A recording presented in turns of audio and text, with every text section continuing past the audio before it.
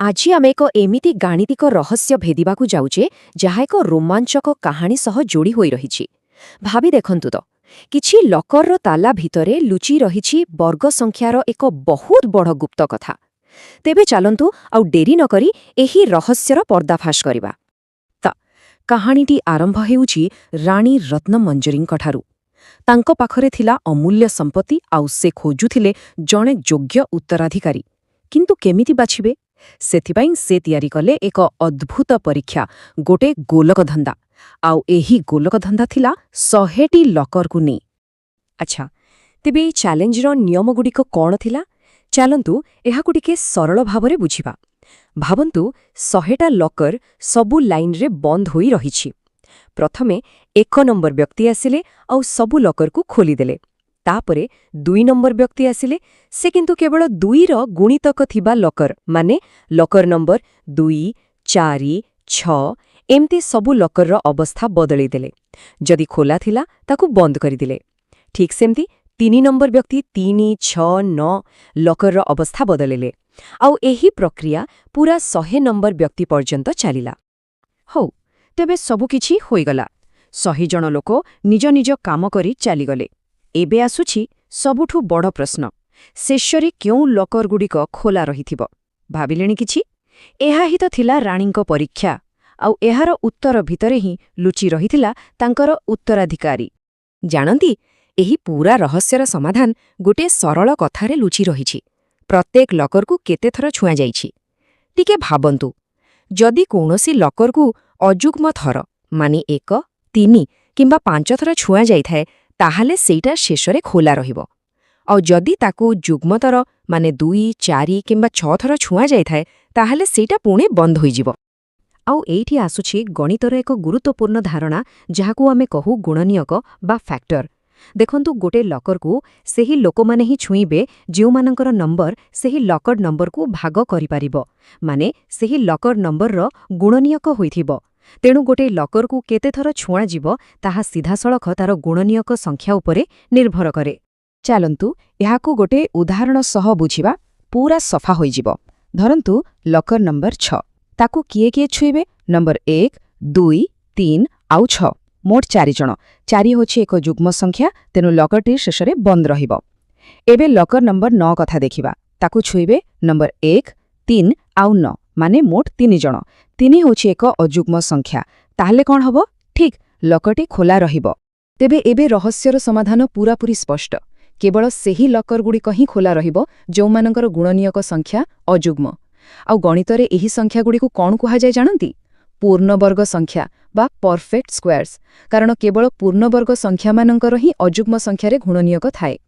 ତାହେଲେ ଉତ୍ତରାଧିକାରୀକୁ ମିଳିବ locker number 1, 4, 9, 16, 25 ଏମିତି 100 ପର୍ଯ୍ୟନ୍ତ। ରହସ୍ୟର ସମାଧାନ ତ ମିଳିଗଲା, କିନ୍ତୁ କାହାଣୀ ଏଇଠି ସରୁନି। ବରଂ ଏଇଠୁ ଆରମ୍ଭ ହେଉଛି ଏହି ପୂର୍ଣ୍ଣବର୍ଗ ସଂଖ୍ୟାମାନଙ୍କର ଏକ ଆଶ୍ଚର୍ଯ୍ୟଜନକ ଦୁନିଆ। ଚାଲନ୍ତୁ ଏମାନଙ୍କ ବିଷୟରେ ଆହୁରି କିଛି ଜାଣିବା।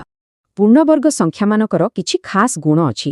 ଗୋଟେ ବହୁତ ମଜାଦାର କଥା ହେଲା, ଏମାନେ ସବୁବେଳେ 0, 1, 4, 5, 6 କିମ୍ବା 9ରେ ହିଁ ଶେଷ ହୁଅନ୍ତି। ମନେ ରଖିବେ, କୌଣସି ବି ପୂର୍ଣ୍ଣବର୍ଗ ସଂଖ୍ୟା କେବେ ବି 2, 3, 7 କିମ୍ବା 8ରେ ଶେଷ ହେବନି। ଏଇଟା ଗୋଟେ ବହୁତ ବଡ଼ ସୂତ୍ର। ଯଦି କୋଉ ସଂଖ୍ୟାରେ ଶେଷରେ ଏହି ଅଙ୍କଗୁଡ଼ିକ ଅଛି, ତାହେଲେ ସିଧା କହିଦେବେ ଯେ ସେଇଟା ପୂର୍ଣ୍ଣବର୍ଗ ନୁହେଁ। ଆଉ ଗୋଟେ କଥା, ଯଦି ସଂଖ୍ୟାଟି 0ରେ ଶେଷ ହେଉଥାଏ, ତେବେ ଶେଷରେ ସବୁବେଳେ ଯୋଡ଼ା ଯୋଡ଼ା ଶୂନ୍ୟ ଥିବ, ଯେମିତିକି 100 କିମ୍ବା 906,000। ଏବେ ଏହି ସାରଣୀକୁ ଦେଖନ୍ତୁ। ଏଠାରେ 1ରୁ 20 ପର୍ଯ୍ୟନ୍ତ ସଂଖ୍ୟାର ବର୍ଗ ଦିଆଯାଇଛି। ଟିକେ ଭଲ କରି ଦେଖିଲେ ଜାଣିପାରିବେ ଯେ କୌଣସି ବି ବର୍ଗ ସଂଖ୍ୟାର ଶେଷ ଅଙ୍କ 2, 3, 7 କିମ୍ବା 8 ନାହିଁ। ଏହା ଆମେ ଏବେ ଯେଉଁ ନିୟମ ବିଷୟରେ କଥା ହେଉଥିଲେ ତାର ଏକ ସିଧାସଳଖ ପ୍ରମାଣ। ହଉ, ତେବେ ଚାଲନ୍ତୁ ଏହି ନିୟମକୁ କାମରେ ଲଗେଇବା। ଏଠାରେ 4ଟି ସଂଖ୍ୟା ଅଛି, 2032, 2048, 1027 ଆଉ 1098। କହିପାରିବେ କି ଏମାନଙ୍କ ଭିତରୁ କେଉଁଟା ନିଶ୍ଚିତ ଭାବରେ ପୂର୍ଣ୍ଣବର୍ଗ ନୁହେଁ? ଟିକେ ଭାବନ୍ତୁ, କେବଳ ଶେଷ ଅଙ୍କକୁ ଦେଖନ୍ତୁ। ଦେଖିଲେ, 2032 ଶେଷ ହେଉଛି 2ରେ, 2048 ଶେଷ ହେଉଛି 8ରେ ଆଉ 1027 ଶେଷ ହେଉଛି 7ରେ। ତେଣୁ ଏହି ତିନୋଟି ସଂଖ୍ୟା କେବେ ବି ପୂର୍ଣ୍ଣବର୍ଗ ହୋଇପାରିବେ ନାହିଁ। କେତେ ସହଜ, ନୁହେଁ କି? ଆଉ ଗୋଟେ ମଜାଦାର କଥା ଶୁଣିବେ। ପ୍ରତ୍ୟେକ ପୂର୍ଣ୍ଣବର୍ଗ ସଂଖ୍ୟା ହେଉଛି 1ରୁ ଆରମ୍ଭ ହୋଇଥିବା କ୍ରମାଗତ ଅଯୁଗ୍ମ ସଂଖ୍ୟାର ଯୋଗଫଳ। ଟିକେ ଅଜବ ଲାଗୁଛି ନା? ଦେଖନ୍ତୁ, 1 ଯୁକ୍ତ 3 ଯୁକ୍ତ 5 ଯୁକ୍ତ 7 କେତେ ହେଲା? 16। ଆଉ 16 ହେଉଛି 4ର ବର୍ଗ। ଆମେ 4ଟି ଅଯୁଗ୍ମ ସଂଖ୍ୟା ମିଶେଇଲେ ଆଉ ଆମକୁ 4ର ବର୍ଗ ମିଳିଲା। ଏହା ଗଣିତରେ ଏକ ବହୁତ ସୁନ୍ଦର ପ୍ୟାଟର୍ନ। ଆଚ୍ଛା, ଆମେ ବର୍ଗ କରିବା କଥା ତ ଜାଣିଲେ, କିନ୍ତୁ ଏହାର ଠିକ୍ ଓଲଟା ପ୍ରକ୍ରିୟା ବିଷୟରେ ଜାଣିବା ବି ଦରକାର, ଯାହାକୁ ଆମେ କହୁ ବର୍ଗମୂଳ ବା ସ୍କ୍ୱେର ରୁଟ୍। ଏହା ବହୁତ ସରଳ। ଯଦି 5ର ବର୍ଗ 25 ହୁଏ, ତେବେ 25ର ବର୍ଗମୂଳ ହେବ 5। ଏହା ହେଉଛି ମୂଳ ସଂଖ୍ୟାକୁ ଫେରିଯିବାର ରାସ୍ତା। ବର୍ଗମୂଳ ବାହାର କରିବାର ଗୋଟେ ମଜେଦାର ପଦ୍ଧତି ଅଛି, ତା ନାଁ ହେଉଛି ପୁନରାବୃତ ବିୟୋଗ। ଆମେ ଦେଖିଲେ ଯେ ବର୍ଗ ସଂଖ୍ୟା ହେଉଛି କ୍ରମିକ ଅଯୁଗ୍ମ ସଂଖ୍ୟାର ଯୋଗଫଳ। ତେଣୁ ଗୋଟେ ସଂଖ୍ୟାରୁ ଯଦି ଆମେ କ୍ରମାଗତ ଭାବରେ ଅଯୁଗ୍ମ ସଂଖ୍ୟା ମାନେ 1, 3, 5 ଏମିତି ବିୟୋଗ କରିଚାଲିବା, ଆଉ ଶେଷରେ ଯେତେବେଳେ ଉତ୍ତର 0 ଆସିବା, ଆମେ ଯେତୋଟି ପାଦରେ ଏହା କଲେ ସେଟା ହିଁ ହେବ ତାର ବର୍ଗମୂଳ।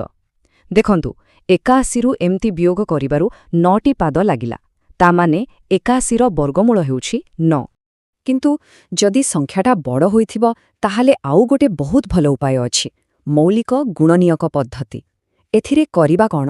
ପ୍ରଥମେ ସଂଖ୍ୟାଟିକୁ ତାର ମୌଳିକ ଗୁଣନୀୟକରେ ଭାଙ୍ଗିଦେବା। ଯେମିତି 324କୁ ଭାଙ୍ଗିଲେ ଆମକୁ ମିଳିବ 2, 2, 3, 3, 3, 3। ଏବେ ଏମାନଙ୍କର ଯୋଡ଼ି ତିଆରି କରିବା। ଦେଖନ୍ତୁ, ଗୋଟେ 2ର ଯୋଡ଼ି ଆଉ 2ଟା 3ର ଯୋଡ଼ି। ବାସ୍, ଏବେ ପ୍ରତି ଯୋଡ଼ିରୁ ଗୋଟିଏ ଲେଖାଏ ସଂଖ୍ୟା ବାହାର କରିଦିଅନ୍ତୁ। ମାନେ ଗୋଟେ 2, ଗୋଟେ 3 ଆଉ ଗୋଟେ 3। ଏମାନଙ୍କୁ ଗୁଣିଦେଲେ ଉତ୍ତର ଆସିବ 18। ତାହେଲେ 324ର ବର୍ଗମୂଳ ହେଲା 18। ଠିକ୍ ଅଛି, ଏତେ ସବୁ ତ ଆମେ ଶିଖିଲେ। ଏବେ ସମୟ ଆସିଛି ନିଜ ଜ୍ଞାନକୁ ଟିକେ ପରଖିବାର। ଚାଲନ୍ତୁ ଦେଖିବା ଏହି ସବୁ ଧାରଣାକୁ ଆମେ ପ୍ରକୃତ ପ୍ରଶ୍ନର ସମାଧାନ ପାଇଁ କେମିତି ବ୍ୟବହାର କରିପାରିବା। ଏହି ପ୍ରଶ୍ନଟିକୁ ଟିକେ ଦେଖନ୍ତୁ। ଗୋଟିଏ ବର୍ଗାକାର କ୍ଷେତ୍ରର କ୍ଷେତ୍ରଫଳ ଦିଆଯାଇଛି 441 ବର୍ଗମିଟର। ଏବେ ଆମକୁ ତାର ଗୋଟିଏ ପାର୍ଶ୍ୱର ଦୈର୍ଘ୍ୟ ବାହାର କରିବାକୁ ପଡ଼ିବ। ଆମେ ସମସ୍ତେ ଜାଣିଛି ଯେ ବର୍ଗକ୍ଷେତ୍ରର କ୍ଷେତ୍ରଫଳ ହେଉଛି ବାହୁ ଗୁଣନ ବାହୁ ମାନେ ବାହୁର ବର୍ଗ। ତେଣୁ ବାହୁର ଦୈର୍ଘ୍ୟ ଜାଣିବା ପାଇଁ ଆମକୁ କ୍ଷେତ୍ରଫଳର ବର୍ଗମୂଳ ବାହାର କରିବାକୁ ହେବ। ତା ମାନେ ଆମକୁ 441ର ବର୍ଗମୂଳ ବାହାର କରିବାକୁ ପଡ଼ିବ। ଆଉ ଉତ୍ତର ହେଉଛି 21 ମିଟର। ଦେଖିଲେ କେତେ ସହଜରେ ଏହାର ପ୍ରୟୋଗ ହୋଇପାରୁଛି। ଏବେ ଆସନ୍ତୁ ଆଉ ଟିକେ ଚ୍ୟାଲେଞ୍ଜିଂ ପ୍ରଶ୍ନ ଦେଖିବା। 9408ରେ କେଉଁ ସବୁଠୁ ଛୋଟ ସଂଖ୍ୟା ଗୁଣିଲେ ଗୁଣଫଳଟି ଏକ ପୂର୍ଣ୍ଣବର୍ଗ ସଂଖ୍ୟା ହେବ? ଏହାର ସମାଧାନ ପାଇଁ ଆମକୁ ସେହି ମୌଳିକ ଗୁଣନୀୟକ ପଦ୍ଧତିକୁ ହିଁ ବ୍ୟବହାର କରିବାକୁ ପଡ଼ିବ। ପ୍ରଥମେ 9408ର ମୌଳିକ ଗୁଣନୀୟକ ବାହାର କରିବା, ଆଉ ତାପରେ ଯୋଡ଼ି ତିଆରି କରିବା। ଏହା କଲା ପରେ ଆମେ ଦେଖିବା ଯେ ଗୋଟିଏ ଗୁଣନୀୟକ ଏକୁଟିଆ ରହିଯାଇଛି, ତାର ଯୋଡ଼ି ନାହିଁ। ବାସ୍, ତାକୁ ଯୋଡ଼ି କରିବା ପାଇଁ ଆମକୁ ଆଉ ଗୋଟିଏ ସେହି ସଂଖ୍ୟା ଗୁଣିବାକୁ ପଡ଼ିବ, ଆଉ ସେଇଟା ହିଁ ହେବ ଆମର ଉତ୍ତର। ଆଉ ଶେଷରେ ଏହି ଆଶ୍ଚର୍ଯ୍ୟଜନକ ପ୍ୟାଟର୍ନ ଉପରେ ଟିକେ ନଜର ପକାନ୍ତୁ। 1ର ବର୍ଗ ଯୁକ୍ତ 2ର ବର୍ଗ ଯୁକ୍ତ 2ର ବର୍ଗ ସମାନ 3ର ବର୍ଗ। 2ର ବର୍ଗ ଯୁକ୍ତ 3ର ବର୍ଗ ଯୁକ୍ତ 6ର ବର୍ଗ ସମାନ 7ର ବର୍ଗ। ଏଠାରେ ଏକ ବହୁତ ସୁନ୍ଦର ସମ୍ପର୍କ ଲୁଚି ରହିଛି। ଗଣିତ ଏମିତି ହିଁ ରହସ୍ୟ ଆଉ ସୁନ୍ଦର ପ୍ୟାଟର୍ନରେ ଭରପୁର। ତେବେ ଏହା ପଛରେ ଥିବା ନିୟମଟି କ'ଣ ହୋଇପାରେ? ଏହା ଟିକେ ଚିନ୍ତା କରନ୍ତୁ।